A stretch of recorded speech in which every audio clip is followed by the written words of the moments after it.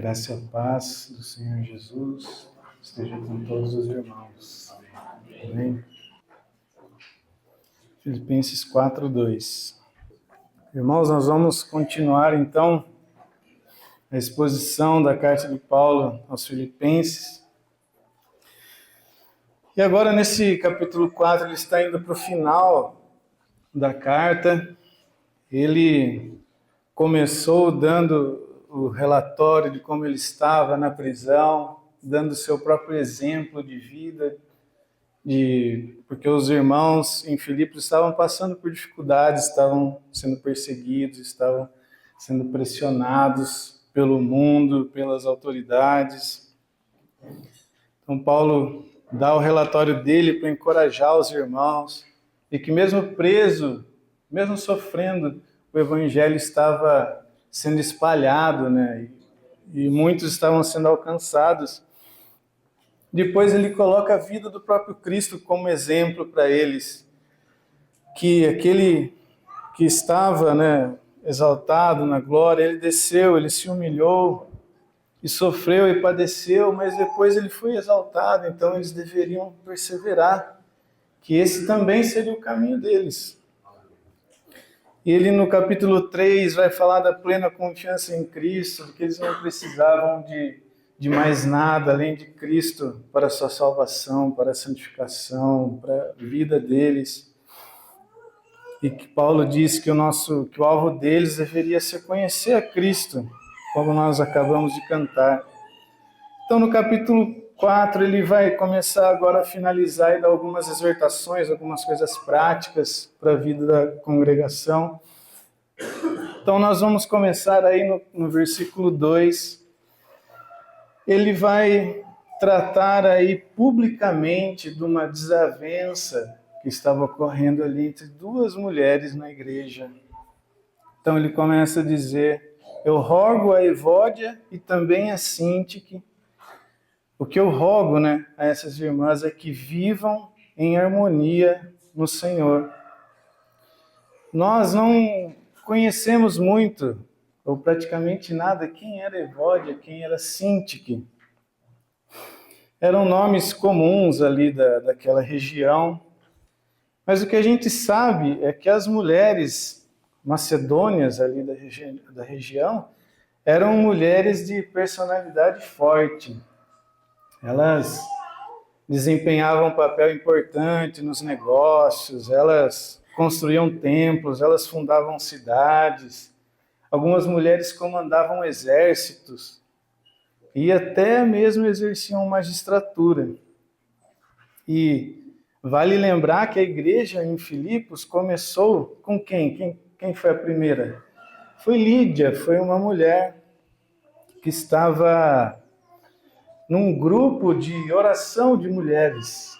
E Paulo foi lá pregar o evangelho para elas. Elas eram mulheres convertidas ao judaísmo, né? E o fato de Paulo aqui citar o nome delas, ele não deixou assim, tem duas mulheres. Não, ele falou Evódia e a Sintique.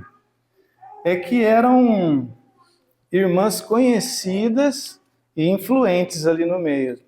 Quem leu a carta sabia muito bem quem era Evódia e quem era Sintique, lá em Filipos.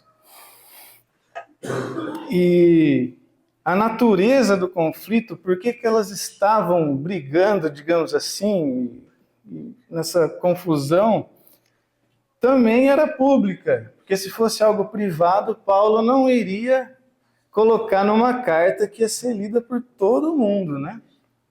Era algo público, era algo que envolvia a vida da igreja, e isso também corrobora com todo o contexto anterior da carta. Os irmãos lembram que Paulo falou muito sobre a harmonia, a unidade em Cristo nessa carta.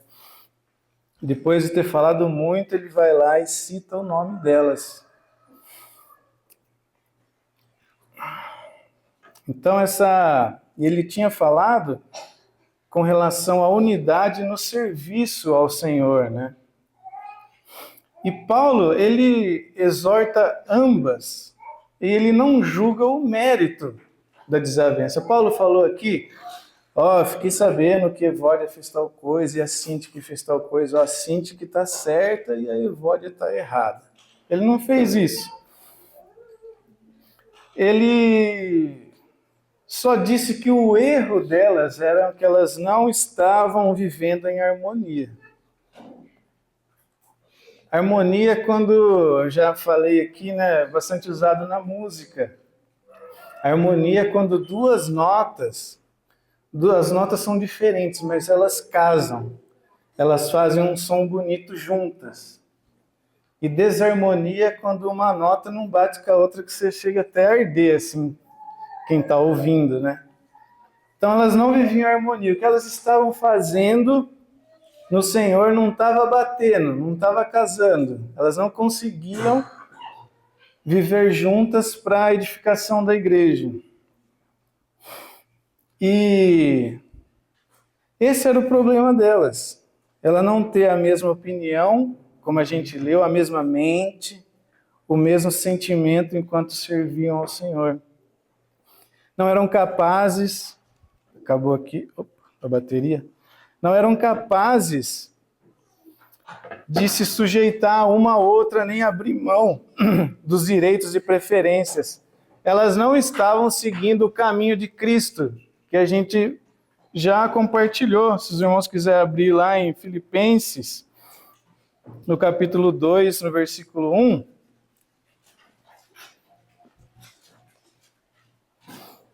Filipenses 2, 1.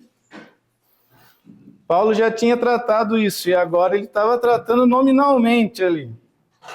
Portanto, se há algum conforto em Cristo, se há alguma consolação de amor, se há alguma comunhão no Espírito, se há alguns entranháveis afetos de compaixões, completai o meu gozo, para que sintais o mesmo, tendo o mesmo amor, o mesmo ânimo, sentindo a mesma coisa.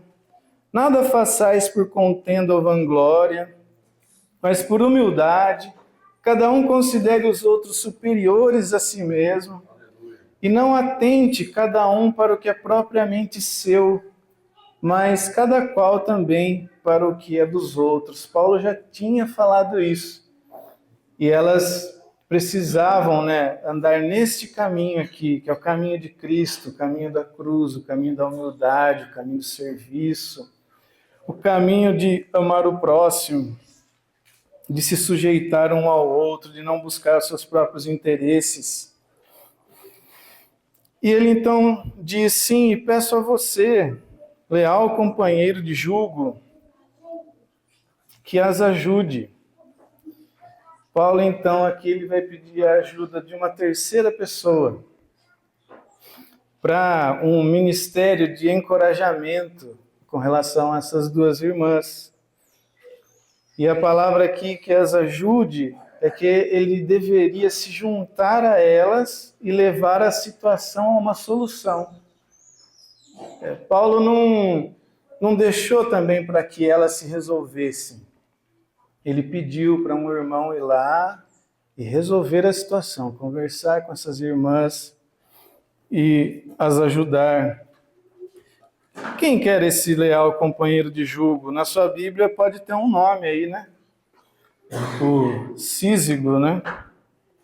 Os Súzugos. Mas o que essa palavra Císigo ou Súzugos significa é leal companheiro de jugo. E esses súzugos e císigos não eram um nome muito comum. Então, a maioria entende que ele não era um nome, mas era uma descrição, era o leal companheiro de jugo. Poderia ser Lucas, que era o companheiro de Paulo, né, que poderia ter permanecido ali em Filipos, depois do relato de Atos 16. Poderia ser Epafrodito, que estava voltando para Filipos após ministrar as necessidades de Paulo. Os irmãos lembram que Epafrodito estava lá com ele e ia voltar porque ele tinha muita saudade dos irmãos. Ou, quem sabe, os Súzugos, né? A mãe dele escolheu esse nome, só tinha ele ali na região. Né? Então ele pediu para esse irmão ajudar essas duas irmãs. E o que ele diz? Pois lutaram ao meu lado na causa do Evangelho, com Clemente e os meus demais cooperadores. Paulo acrescenta mais um detalhe sobre essas duas irmãs. Elas lutaram e participaram do trabalho de Paulo, juntamente com os seus demais cooperadores e o Clemente. Tem mais um irmão aqui, o Clemente. E os irmãos veem a importância dessas mulheres no trabalho de Paulo. Há lugar para as irmãs, né, no trabalho, na casa de Deus. Tanto é que Lídia foi a primeira que se converteu e ela já abriu a sua casa para que a igreja se reunisse e recebesse os irmãos ali para os cultos, né? E o Clemente? O Clemente a gente também não sabe nada do Clemente. Mas por também ter sido citado nominalmente, o Clemente era conhecido ali dos irmãos, né, em Filipos. E ele continuou, seus nomes estão escritos no livro da vida. Lembra que ele terminou aqui, lutaram ao meu lado na causa do Evangelho, com Clemente e meus demais cooperadores. Os seus nomes estão escritos no livro da vida. Paulo, de uma forma assim muito maravilhosa, né? Ele não citou o nome dos demais cooperadores. Muita gente ajudou ele naquele trabalho em Filipos, né? Ele não citou. Não sei por que ele não citou. Talvez tinham muitos, vai que esquece algum, né? Falou do Clemente e os demais. E ele falou assim, olha, consolou eles dizendo que o nome deles estão escritos num outro livro, no livro da vida. É como se ele falasse assim, ó, não se importe, embora eu não mencione seus nomes aqui individualmente na carta, vocês podem se dar ao luxo de permanecer anônimos aqui na minha carta, já que seus nomes estão escritos num outro livro mais importante, o livro da vida. E o que é esse livro da vida? É o livro da vida do Cordeiro. A Bíblia diz o livro da vida do Cordeiro que foi morto antes da fundação do mundo. No Salmo 69, 28, diz que é o rol dos justos, onde os nomes estão escritos. É o livro dos que vivem, o livro dos que vivem. Em Apocalipse 13, 8, diz que quem tiver o seu nome escrito ali não adorará a besta, não adorará. Não é como a lei aqui de Santa Bárbara que proíbe a marca da besta. É quem tem o nome escrito no livro da vida, que não adorará a besta. Apocalipse, capítulo 20, 12, diz que quem estiver seu nome ali não será lançado no lago de fogo. E também diz que poderá entrar na Nova Jerusalém. Esse é o livro da vida. Aí o Paulo consola os irmãos. Seus nomes estão escritos lá no livro da vida. E ele continua, alegrem-se sempre no Senhor. Novamente direi, alegrem-se.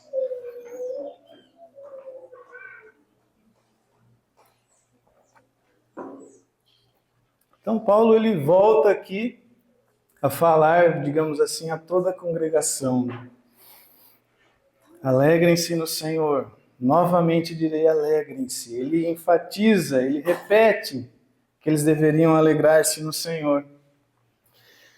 E Paulo aqui não está falando de um otimismo barato. Lembra, os irmãos estão sendo perseguidos ali, estavam sofrendo, estavam muita pressão, muita dificuldade por causa do nome do Senhor, da verdade. E Paulo fala, alegrem-se no Senhor. Mas não é aquele alegrem-se que a gente escuta por aí. Quando você acordar, você olha no espelho lá e dá um sorriso bem grande e tal. Não é isso que ele está falando. Nem, olha para o irmão que está do seu lado e dá um sorriso para ele. Não é disso que ele está falando. Ele está falando que eles deveriam, e ele nem está ignorando também as dificuldades que já estavam ocorrendo e as que estavam chegando. Ele não estava ignorando, ó, alegrem-se no Senhor, esqueça de todos os problemas, né? Esqueça disso, não pense nessas coisas, só alegre no Senhor, dá um sorriso. Não é isso que ele está falando. Ele já tinha dito isso. Se os irmãos quiserem abrir lá em Filipenses, capítulo 1, versículo 27.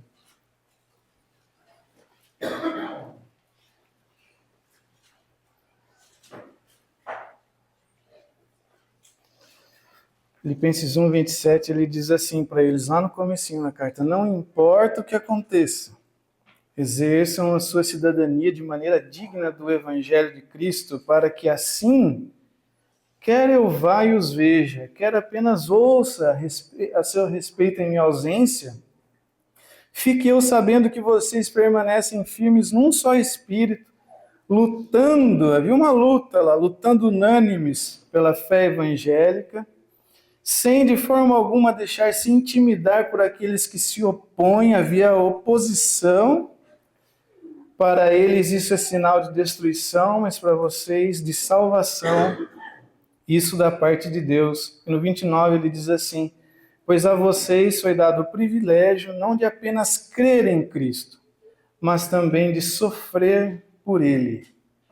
Paulo sabia que eles estavam sofrendo e ele diz, alegrem-se no Senhor. Alegrem-se.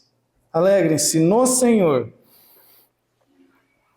Inclusive, esse privilégio de sofrer, essa luta, essa oposição, é uma dica da desavença que estava ocorrendo com Evódia e Sintique. Porque o ambiente era de pressão, era de sofrimento. E como o Marcos sempre diz, né, Marcos? Que a gente só sabe o que está no coração, o coração é igual um saquinho de chá, né? Você só sabe o que tem dentro dele quando você põe na água quente.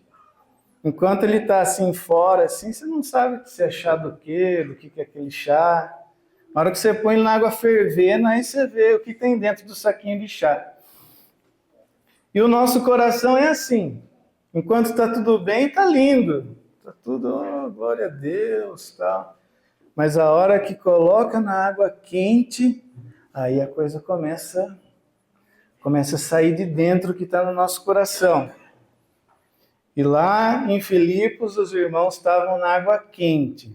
A água estava quente. Então, quando a água fica quente, as coisas começam a sair do nosso coração e as confusões começam a aparecer, os atritos começam a aparecer. É como o fogo que purifica o ouro, ele esquenta e as impurezas sobem. O que Paulo está querendo ensinar aqui com esse alegrem-se sempre no Senhor é que o segredo da alegria é alegrar-se no Senhor, no Cristo exaltado. Eles deveriam olhar, porque ele já tinha colocado aqui no capítulo 2, qual foi o resultado do sofrimento de Cristo? Ele foi exaltado. Ele ressuscitou, está à destra de Deus e recebeu um nome que está acima de todo nome. E o que ele está falando para eles? Alegrem-se no Senhor. Olha lá para Cristo como que foi o resultado do sofrimento dele. Que vocês vão realmente considerar um motivo de grande alegria e privilégio ter sido colocado na mesma carreira de Cristo. Ele foi o primeiro, ele sofreu e foi exaltado, e agora nós estamos no caminho dele. E agora ele nos coloca na água quente, no sofrimento, para nos santificar.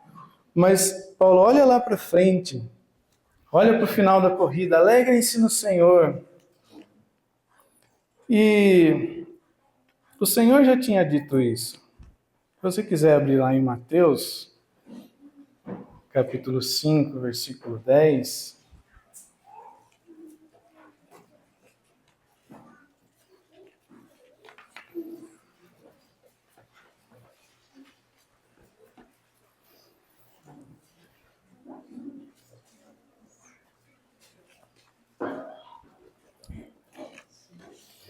Mateus 5:10.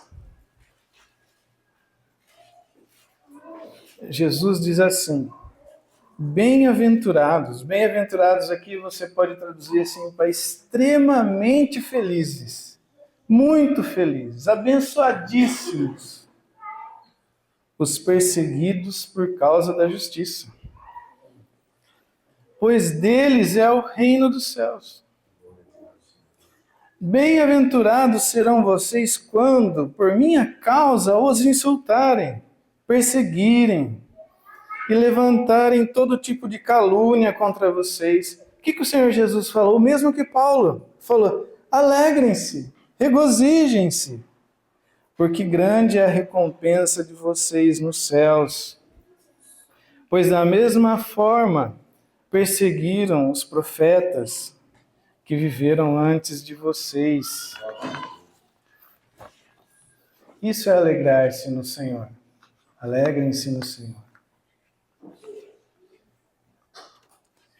Ele continua, voltando lá para Filipenses, ele diz: seja a amabilidade de vocês conhecida por todos, ou aqui, ou gentileza, alguma tradução, seja a amabilidade ou a gentileza de vocês conhecida por todos. O que Paulo está querendo dizer aqui? Ele está falando, ao invés de vocês reagirem contra esses que estão perseguindo, que estão pressionando, que estão fazendo mal a vocês por causa do nome de Cristo, ele fala assim, ó, sejam amáveis, gentis, moderados com todos, ao ponto disso se tornar notório em Filipos. Sejam como ovelhas mudas perante seus tosqueadores. O mundo estava lá perseguindo, batendo, e o que estava à frente era ainda pior. E Paulo falou, sejam gentis, não reajam. Sejam como ovelhas mudas perante os tosqueadores. Sejam como Cristo, vocês precisam andar no caminho de Cristo. Ele falou para a gente seguir as pegadas dele. Em Isaías 53:7 diz assim, ele foi oprimido e afligido, contudo não abriu a sua boca. Como um cordeiro foi levado para o matadouro, e como uma ovelha que diante dos seus tosqueadores fica calada. Ele não abriu a sua boca. E no versículo 8 diz assim, com o julgamento opressivo, ele foi levado. E muitos outros nossos irmãos com o julgamento opressivo foram levados. E Paulo está dizendo aqui, ó, sejam gentis, sejam amáveis, a ponto disso daí ficar assim, em Filipos, eles falaram, nossa, o que acontece? Quanto mais a gente persegue essa turma, mais eles são gentis e amáveis, eles vão mudos. Eles vão como Cristo. E aqui essa palavra aqui, gentileza aqui no original é mais do que brandura, do que ser aquele... Essa palavra aqui quer dizer força contida. Força contida para o bem de outros. Aqueles discípulos de Jesus, quando não quiseram ouvir o Evangelho, o que eles falaram para Jesus? Vocês lembram? Senhor, o Senhor quer que a gente pede para cair fogo aqui, queimar todo esse pessoal aí? Não ouviram? Desprezaram a gente. E o que o Senhor fez? Ele não fez isso. É força contida. O Senhor podia fazer cair fogo para queimar mesmo. É força contida para o bem dos outros. Essa palavra aqui, ela pressupõe que há um Deus justo e soberano que vai executar justiça. Então, aquele que está ali sofrendo, ele não quer impor os seus direitos, ele aguarda. Ele aguarda o Deus justo e soberano.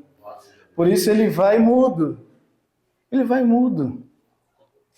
Se você estudar a história da igreja, você vai ver muitos mudos que foram queimados vivos, que foram enforcados, que foram cerrados ao meio, foram mudos e glorificaram a Deus. E muitos, muitos ainda louvavam a Deus com suas bocas, em vez de amaldiçoar os seus opressores. Em 1 Pedro, abra lá em 1 Pedro capítulo 2, versículo 19.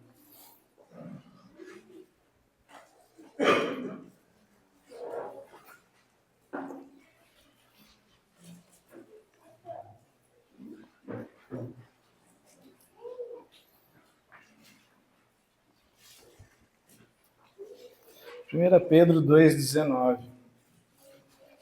O apóstolo Pedro diz assim: porque é louvável que por motivo da sua consciência para com Deus, alguém suporte aflições sofrendo injustamente. É louvável. Pois que vantagem há em suportar açoites recebidos por terem cometido o mal? Aqui, irmãos, o que eu estou falando desde o começo sobre aflições e tribulações e perseguições não é por cometer o mal. Não é aquelas coisas que sobrevêm a nós quando a gente apronta, quando a gente peca, quando a gente faz o que é errado e se enrola e fala, nossa, o inimigo está furioso. Não é disso que eu estou falando. Estou falando de a perseguição e a oposição quando somos piedosos, porque o Senhor diz, a palavra diz que aqueles que quiserem viver uma vida piedosa certamente serão perseguidos. É disso que eu estou falando. Pedro fala que não há vantagem em suportar açoites por ter cometido mal. Quando a gente apronta, as coisas acontecem. A gente é processado, é preso, acontece de tudo, né? Não é disso que ele está falando. Mas é suportar por sofrer injustamente por causa de Deus. Então ele diz assim, ó, mas se vocês suportam sofrimento por terem feito o bem, isso é louvável diante de Deus. No versículo 21, para isso vocês foram chamados. Que coisa, irmãos. Nós somos chamados para seguir os passos de Jesus. Ele disse que para isso vocês foram chamados, para sofrer injustamente. Esse é um chamado bom, Jorge. Para isso vocês foram chamados. Pois também Cristo sofreu no lugar de vocês. O que ele está falando aqui? Não se espante. A maior injustiça que foi cometida nesse mundo foi quando Cristo morreu no seu lugar. Era justo ele morrer no seu lugar? Por isso que ele fala, pois também Cristo sofreu no lugar de vocês, deixando-lhes exemplo para que sigam os seus passos. Ele não cometeu pecado algum, e nenhum engano foi encontrado na sua boca. Quando insultado, não revidava. Quando sofria, não fazia ameaças, mas entregava-se àquele que julga com justiça. Era isso que Paulo estava falando para os irmãos, que a amabilidade de vocês sejam conhecidas por todos. Sigam esse caminho aqui de Cristo. E ele diz uma coisa maravilhosa, irmãos, em sequência, ele diz, perto está o Senhor. Perto está o Senhor. O Senhor está perto do seu povo. Ele está observando todas as coisas. Os seus olhos são como chamas de fogo. Aleluia. Ele é socorro presente no tempo da angústia. Ele está no nosso meio. Ele é o Emanuel. A Escritura diz que o Senhor vingará os seus eleitos.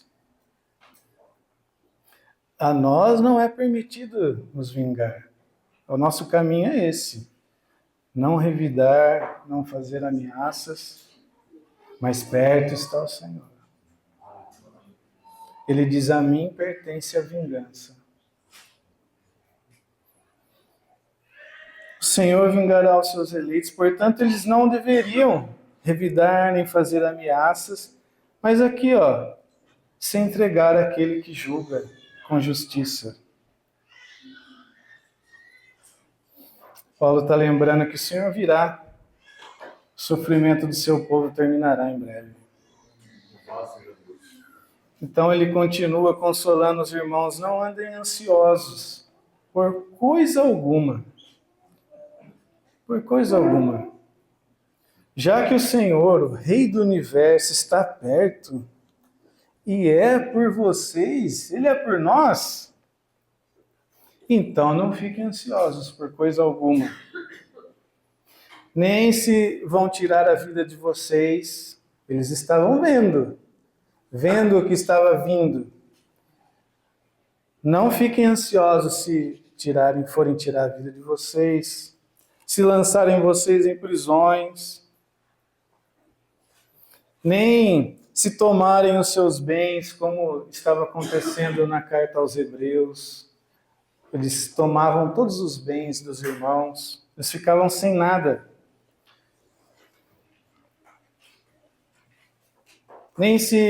Não fiquem ansiosos se você vai ficar sem sustento, eles vão tirar, vou perder o meu emprego. Se eu continuar proclamando a verdade, eu vou ser demitido, eu vou ser perseguido, no caso deles aqui não era nem isso, era morrer, eu vou ser preso, eu vou ser açoitado. Mas Paulo diz assim, não andem ansiosos por coisa alguma, por nada. E no nosso caso, irmãos, na nossa vida, ainda não chegamos a esse ponto. Ainda não, como o autor de Hebreus diz, ainda não chegamos ao ponto de derramar o sangue. As nossas ansiedades, a maioria delas são muito pequenas, são coisas pequenas dessa vida. E eu, por curiosidade, eu fiz uma pesquisa de quais são os motivos que as pessoas hoje relatam sobre sua ansiedade. É uma crise de ansiedade generalizada. Eu fiz uma pesquisa de alguns estudos para ter uma ideia do que as pessoas falam, eu estou ansioso por causa disso. E o resultado é o seguinte, o principal motivo de ansiedade hoje é não ter dinheiro para pagar as contas. É isso aí. Não tem dinheiro para pagar a conta. Estou ansioso. Outro, contrair doenças. O cara faz de tudo, nossa, eu vou ficar doente, não sei o que e tal, vou morrer. Violência. Vão me assaltar na rua, vão roubar minha casa. Vão sequestrar meu filho. Eleições. Motivo de ansiedade no mundo, eleições. Sobrecarga emocional no trabalho. Aquela pauleira no trabalho. Aí o pessoal dá vários nomes, burnout, não sei o que lá, não sei o que. O cara tá ali lutando para ser alguma coisa no trabalho dele. Na família, é só rolo na família, confusão e briga. Ansioso com as mudanças climáticas. O mundo vai acabar. Eu estou em pânico. E é verdade, irmãos, é isso aqui que as pessoas contam lá para o psiquiatra. Tecnologia. Esses robôs aí vão roubar o nosso emprego. Inteligência artificial. Uso de redes sociais. As pessoas ficam ansiosas porque elas ficam vendo lá no Instagram o José tá na praia. O Cláudio foi promovido. O meu amigo, aquele rapaz, o cara era ruim demais, ele virou empresário. Olha lá onde ele está, olha eu aqui. Esse é o motivo de ansiedade hoje. Resumindo, se você pegar tudo isso daqui e puxando o fio, você vai chegar sempre numa mesma coisa. Os homens, eles ficam ansiosos com aquilo que ameaçam a sua vida. É uma ameaça para a minha vida. E é uma ameaça com aquilo que dá significado à minha vida. Ou é o medo de morrer, em último caso, é o medo de morrer, ou o medo de perder uma coisa que é tudo para você. Se eu perder isso daí, eu tô... Por que a pessoa fica ansiosa no trabalho? Porque o trabalho é tudo para ela. Aquela posição, ou a posição que ela está, que ela lutou a vida inteira para chegar, a hora que ele começa a sentir que aquilo está ameaçado, que ele deu uma aprontada e alguém viu e o resultado da empresa não está vindo, o departamento dele está afundando, ele já começa a faltar o ar já. Por quê? Porque ele está sentindo aquilo que dá significado para ele ruir. Isso é ansiedade. Às vezes, aquilo que dá significado na nossa vida é a nossa família. Aí a família começa a ruir, começa a quebrar, começa a dar problema. A minha vida estava depositada em cima da minha esposa, do meu marido. A hora que ela morre, a hora que ela começa a não gostar mais de mim. Isso traz ansiedade, quando há uma ameaça iminente àquilo que nós valorizamos muito. Paulo diz assim para eles: não andem ansiosos por coisa alguma. E o termo ansioso aqui que Paulo usa é um termo que indica uma falta de confiança na proteção e no cuidado de Deus para com seu povo. E ele está lembrando aqui das palavras de Jesus. Se quiser abrir Mateus capítulo 6, versículo 25.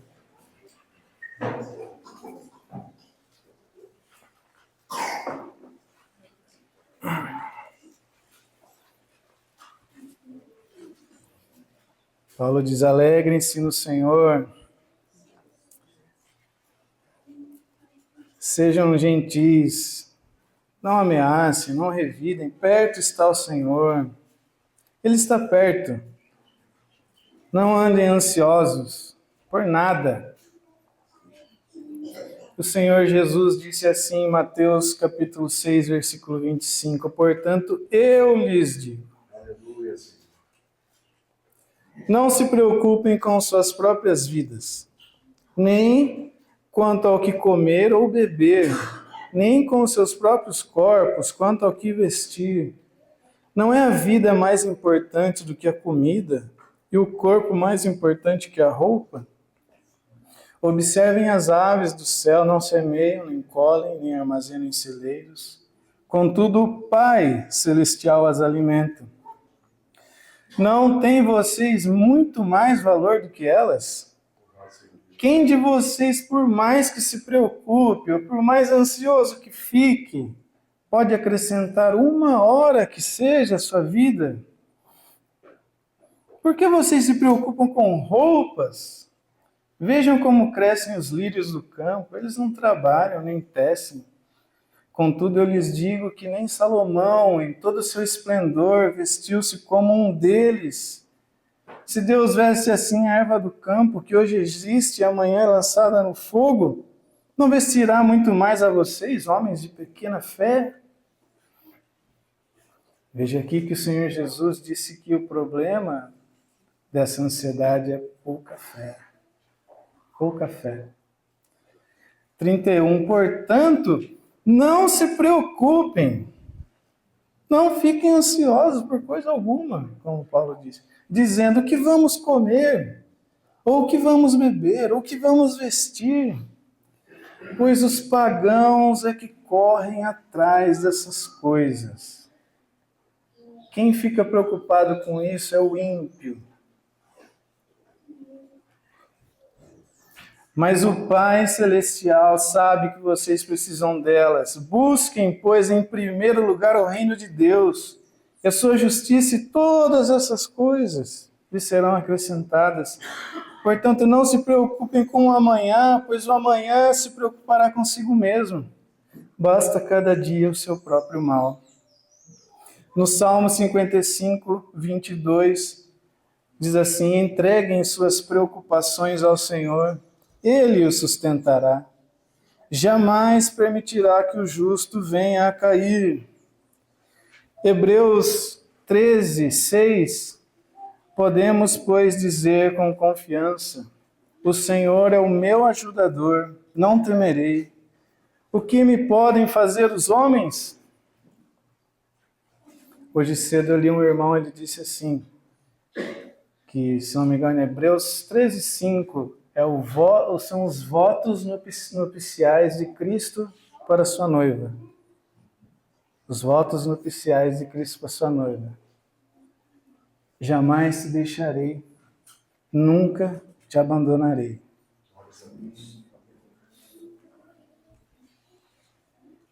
Paulo diz assim, em vez de vocês ficarem ansiosos, façam outra coisa.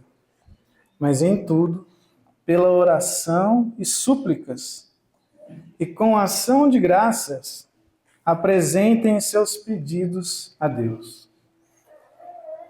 No lugar de ansiedade, era isso que eles deveriam fazer. Orações, súplicas e ações de graças.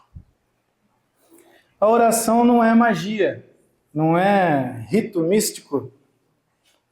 É uma conversa pessoal com Deus, o nosso Pai, baseada na fé, oferecida através de Jesus Cristo e capacitada pelo Espírito Santo. A oração aqui, que Paulo usou esse termo aqui, é um termo mais genérico. E a súplica indica que pedidos mais específicos relacionados às nossas necessidades. Oração é a nossa comunhão com Deus, a nossa conversa com Ele. E a súplica é quando a gente coloca, Pai, eu preciso disso, eu estou precisando disso, a dificuldade está aqui, preciso da tua ajuda.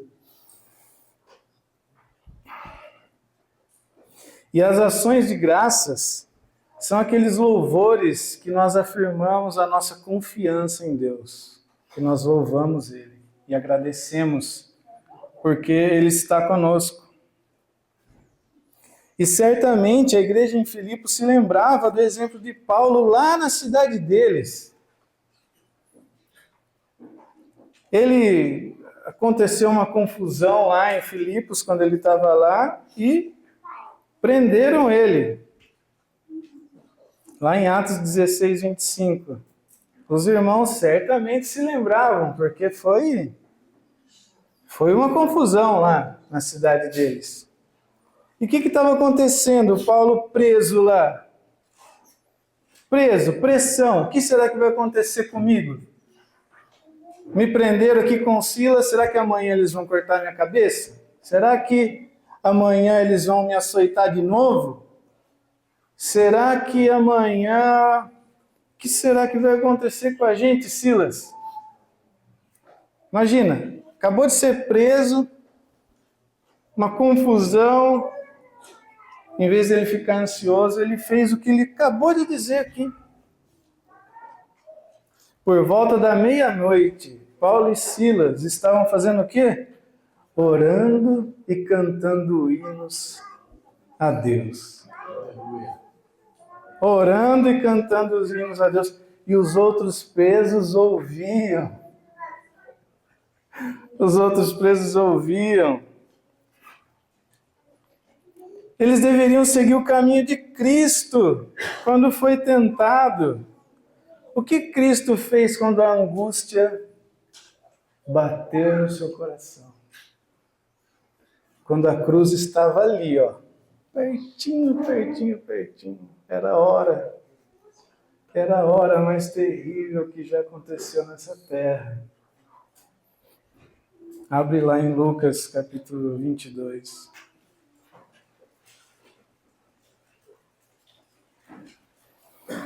Ele sim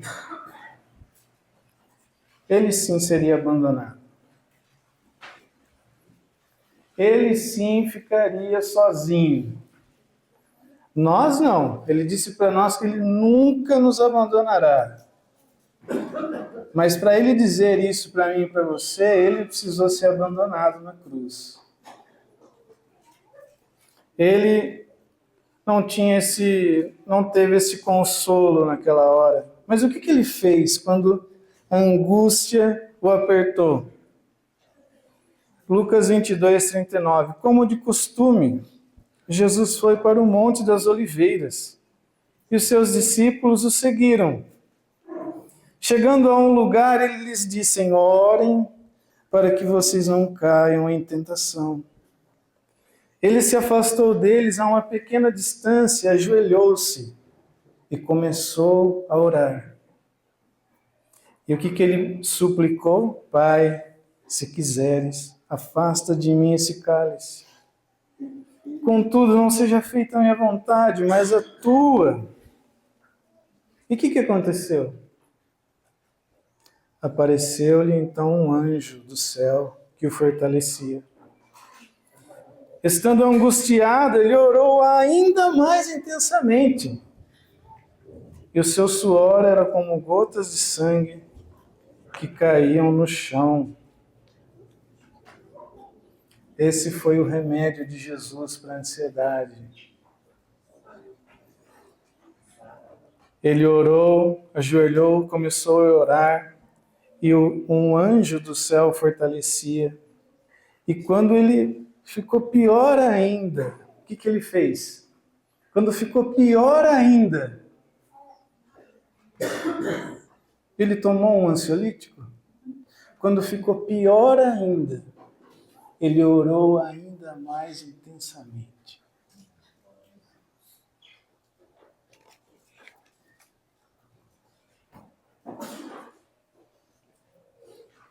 Esse tem sido o seu caminho? Quando a ansiedade, a angústia chega no seu coração? Ou a gente tenta se dopar com alguma coisa para esquecer? Esse é o caminho do mundo, irmãos. Por isso que os botecos ficam cheios no final da tarde.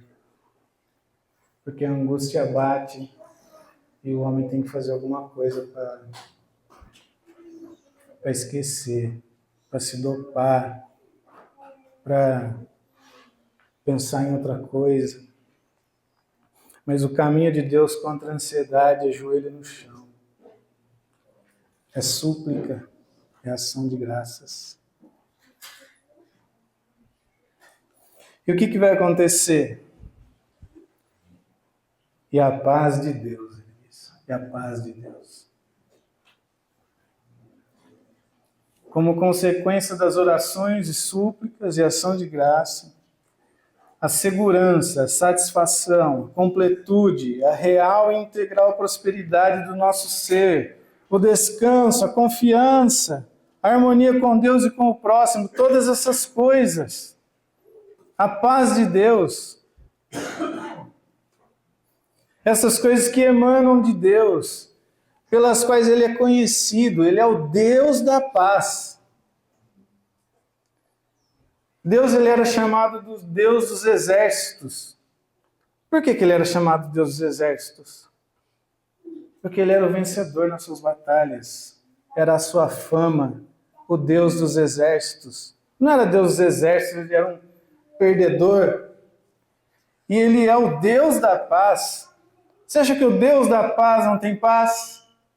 Não é capaz de nos dar paz? Tem só um pinguinho de paz? Ele é a paz emana dele, é o seu nome, é a sua fama. Ele é famoso por conceder paz. É a sua bênção. Quando ele disse lá para Moisés abençoar o povo, ele mesmo definiu o que era bênção. Não a bênção que a gente acha que é. Ele definiu o que é bênção. E a bênção dele é: e te dê paz. E continua sendo a sua bênção, a sua promessa, paz. Se o Deus que você serve não te dá paz, não é o Deus da Bíblia. É outra coisa. Esse Deus aí é muito fraco. O Deus da Bíblia é o Deus da paz. E o nome dele é Príncipe da Paz. E essa paz que vai nos alcançar no momento da angústia, quando a gente dobrar o nosso joelho, é uma paz que excede todo entendimento. Melhorando aqui, simplificando a tradução para nós, o que Paulo está dizendo aqui? Que faz muito mais do que os planos humanos podem executar.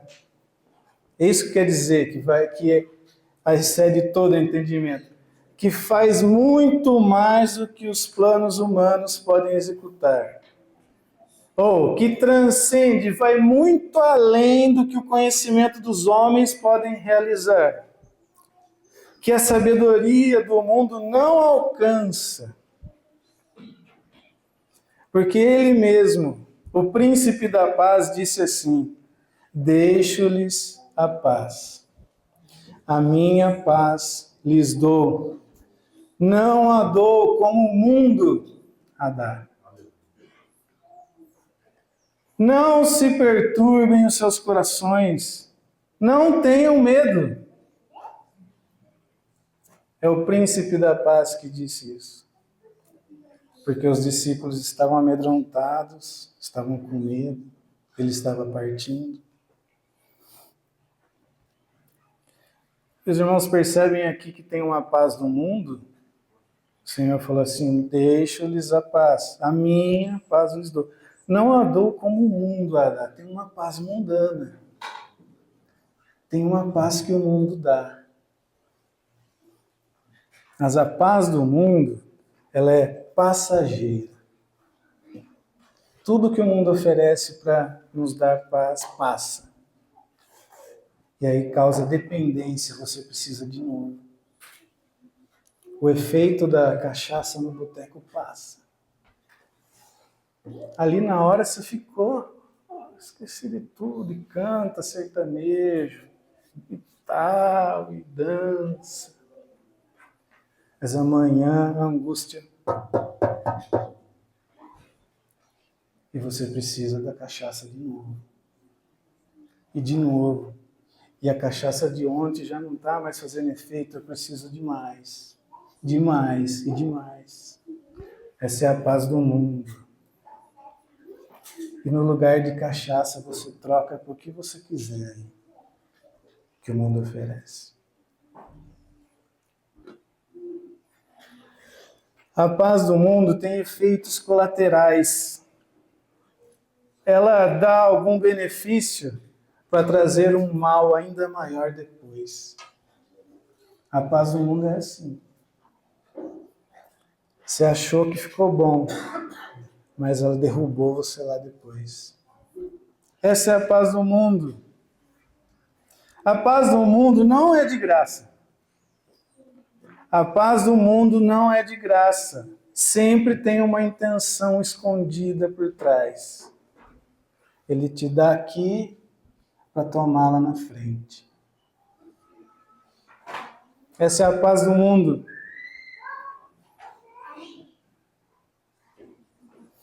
A paz do mundo é falsa. Ela é falsa. Porque ela não remove a fonte da perturbação. Ela não tira. A hora que você acordar amanhã, que a cachaça passar, tá lá de novo. É falsa. E ela nem ajuda, nem soluciona. Como eu vou lidar com isso? Não, é falsa. A paz do mundo é um analgésico para a alma, que esconde a verdadeira doença. É alguém que está com câncer e está tomando Doril. Está com câncer no cérebro, dá dor de cabeça e toma Doril. Essa é a paz do mundo. Esconde a verdadeira doença. O que o mundo oferece de paz? Reis. No Salmo 118, O salmista diz assim: é melhor confiar em Deus do que nos reis. As pessoas confiam em governos, no passado confiavam nos reis, se escondiam em alianças. Eu vou ter paz se eu estiver com aquele poderoso lá. Engano. Dinheiro. O dinheiro promete paz. Mas o que a Escritura diz que é a paz do dinheiro? Os irmãos lembram? A falsa segurança das riquezas. Essa é a paz do dinheiro. Falsa segurança das riquezas. Ideias humanas da psicologia tentam tirar a sua culpa. Você é uma vítima. E inventam uma lábia bem boa para ver se você consegue pensar de algum outro jeito para te dar paz. Drogas, cachaça, maconha, tudo quanto é tipo de droga, de bebida. Remédios, drogas legais, drogas ilegais, alguma coisa que altere o seu estado mental para ver se você consegue lidar com isso. Essa não é a nossa paz. Nós temos o Deus da paz. O Deus da paz. E esse Deus da paz, quando a gente dobrar o nosso joelho em orações e súplicas, em ações de graça, ele faz uma promessa aqui. Ele guardará os seus corações e as suas mentes em Cristo Jesus. Paulo usou uma linguagem militar aqui, guardará. Sabe o que é guardará? Ele diz aqui que são guardas que vão montar uma sentinela. Eles vão montar guarda como sentinelas para proteger o coração e a mente. Ele personificou a paz de Deus. É como se a paz de Deus se encarregasse da preocupação e da vigilância com o futuro, para que o coração e a mente descansem seguro. A paz de Deus está me guardando ali, eu posso ficar seguro. A paz de Deus guardará, vai montar guarda, ficar vigiando os seus corações e as suas mentes em Cristo Jesus. Por que o coração?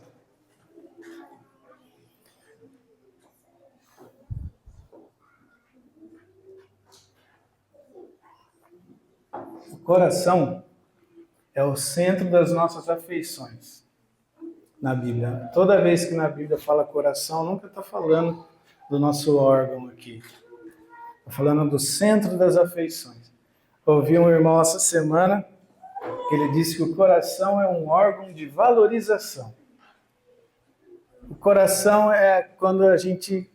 é aquele órgão que faz a gente amar as coisas. Isso para mim é importante. É o centro das afeições. Daquilo que o ser humano estima e é devoto. Que o Senhor Jesus disse assim, onde está o seu tesouro, aí está o seu coração.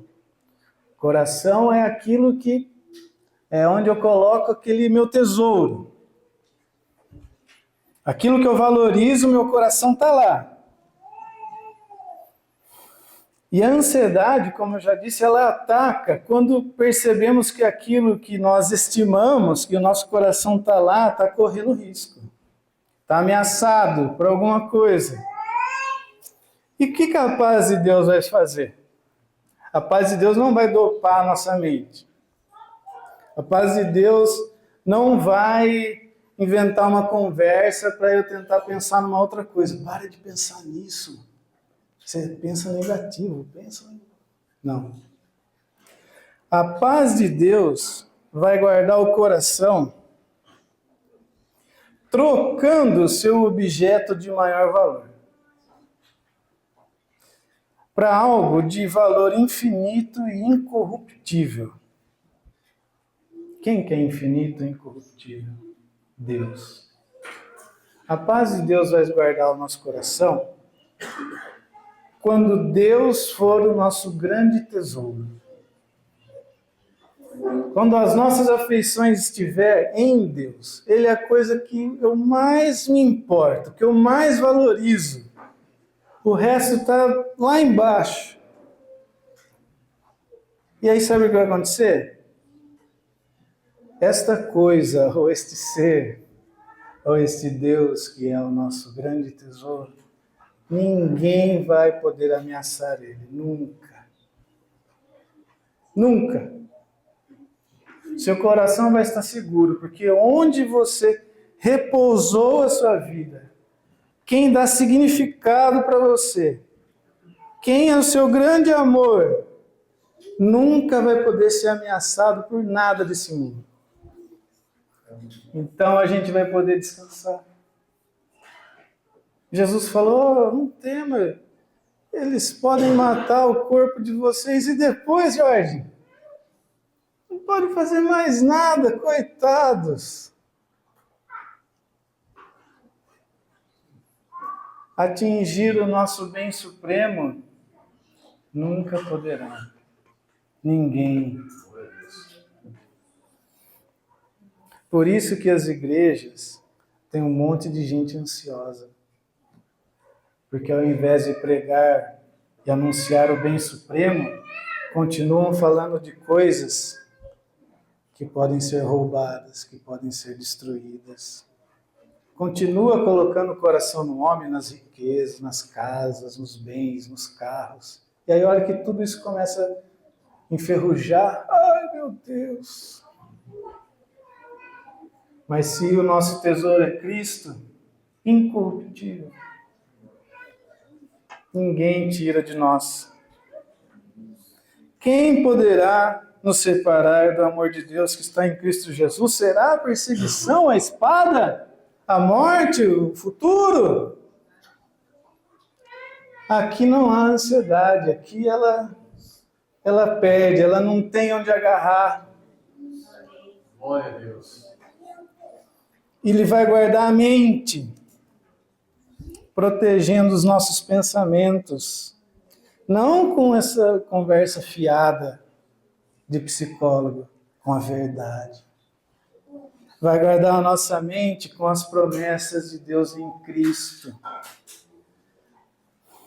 para que essas ideias, esses argumentos malignos não entrem no nosso coração.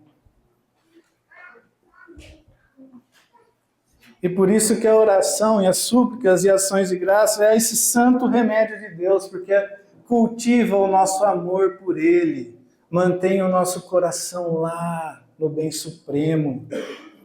Como a gente ora, a gente não ora as nossas ideias, a gente ora a palavra de Deus, aquilo que Ele prometeu, aquilo que Ele deixou para nós, as suas promessas, e o nosso coração vai sendo relembrado, e a nossa mente é guardada.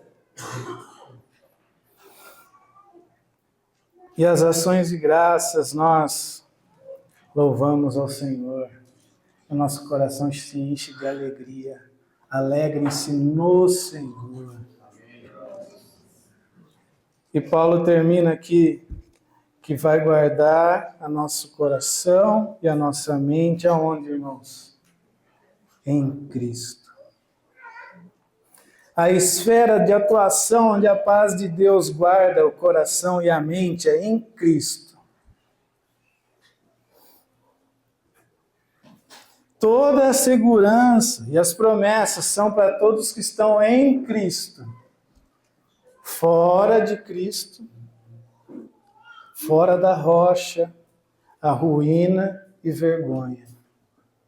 Ruína e vergonha. A única coisa que fora de Cristo você vai poder ter é essa paz do mundo aqui. É o que resta. E se essa for a nossa paz, nós estamos perdidos. Mas é em Cristo. Essa paz de Deus nos guarda em Cristo, no Cristo crucificado, em nosso favor. Temos a comunhão com o Pai restaurada e a prova do seu amor para conosco. O que mais Deus poderia fazer para provar que Ele nos ama? O que mais ele poderia fazer para provar que nunca te deixarei e jamais te abandonarei? O que ele poderia fazer? Ele deu a vida. Que prova maior que nós precisamos. Em Cristo ele provou. E nós temos essa segurança, que aquele que não poupou o seu próprio Filho, mas o entregou a todos nós, nos dará juntamente com ele de graça todas as coisas. E por esse amor que constrange, pelo caminho que foi aberto com sangue, chegamos com confiança ao trono da graça, para recebermos misericórdia, encontrar favor em tempo de necessidade. Portanto, nós o amamos, porque ele nos amou primeiro. Assim o estimamos como nosso grande tesouro, nosso maior amor. Tesouro que é incorruptível, nada do futuro, do mundo natural, do sobrenatural pode ameaçar ou destruir esse tesouro que temos. Por isso o amor jamais acaba. Aquele que é eterno é tanto a fonte como o objeto do nosso amor. E o salmista, no Salmo 63:3, ele disse: o teu amor é melhor do que a vida. Quando eu e você chegarmos aqui, nunca mais teremos ansiedade. O sofrimento, a angústia pode vir, a situação, as prisões que Paulo enfrentava. Vem, mas a paz de Deus guarda os nossos corações. Por quê? Porque o teu amor é melhor que a vida. Por isso os meus lábios te exaltarão. No Cristo ressurreto e exaltado, devemos fixar os nossos olhos e depositar a nossa esperança. Já que ele ressuscitou, o sacrifício foi aceito por Deus. E a nossa culpa foi removida para sempre. Os homens fazem de tudo para remover a culpa. Eles tentam dizer que você não é culpado. De que alguém é culpado das suas dificuldades, seu pai, sua avó, seu cachorro, seu periquito, seu chefe, o opressor, o empresário, o capitalista, todo mundo é culpado, menos você. Você precisa se sentir bem. Pare de pensar na sua culpa. Não, o Evangelho diz: você é culpado de tudo. Mas Cristo morreu no seu lugar. Já não há mais nenhuma condenação. E ele ressuscitou, o sacrifício foi aceito. E ele ressuscitou, está sentado à direita do Pai. Aquele que nos amou a ponto de morrer por nós é o Rei do mundo. É o Rei do universo. Estamos seguros ou não? Aquele que morreu por nós sustenta todas as coisas com a palavra do seu poder. O que há impossível para ele? Nada.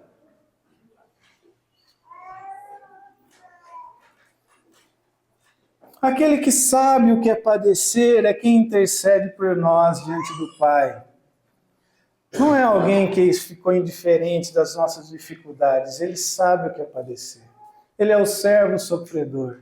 Ele veio aqui e viveu tudo o que nós vivemos. E é Ele que está lá agora, intercedendo por nós.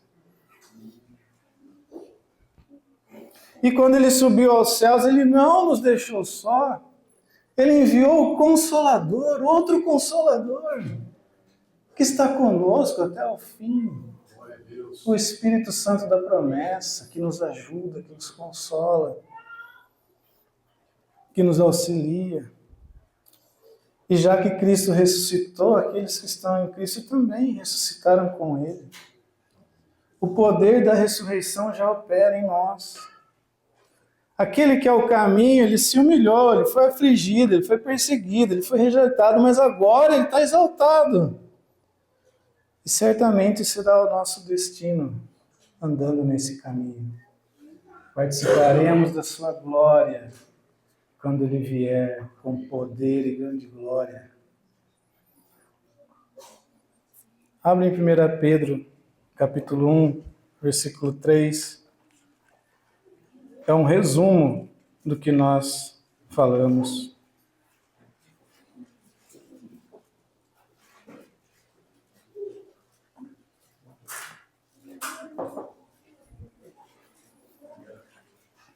Primeira Pedro 1, 3.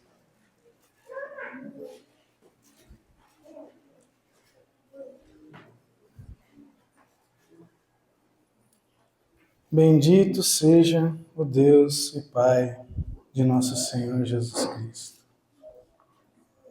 Conforme a sua grande misericórdia, Ele nos regenerou para uma esperança viva por meio da ressurreição de Jesus Cristo dentre os mortos, para uma herança que jamais poderá perecer, macular-se ou perder o seu valor, herança guardada nos céus para vocês. Essa herança ninguém tira, ninguém toma. Que mediante a fé são protegidos pelo poder de Deus. Nós somos protegidos pelo poder de Deus. Até quando, irmãos? Até chegar a salvação prestes a ser revelada no último tempo. Nisso vocês exultam. Como Paulo disse, alegrem-se. Como o Senhor disse, exultem, se enchem de alegria. Nisso, ainda que agora, por um pouco de tempo, devam ser entristecidos por todo tipo de provação. Assim acontece para que fique comprovado que a fé que vocês têm, muito mais valiosa do que o ouro que perece, mesmo que refinado pelo fogo, é genuína e resultará em louvor, glória e honra quando Jesus Cristo for revelado. Mesmo não o tendo visto, vocês o amam. Apesar de não o verem agora, creem nele e exultam com alegria indizível e gloriosa, pois vocês estão alcançando o alvo da sua fé, a salvação das suas almas. Glórias a Deus.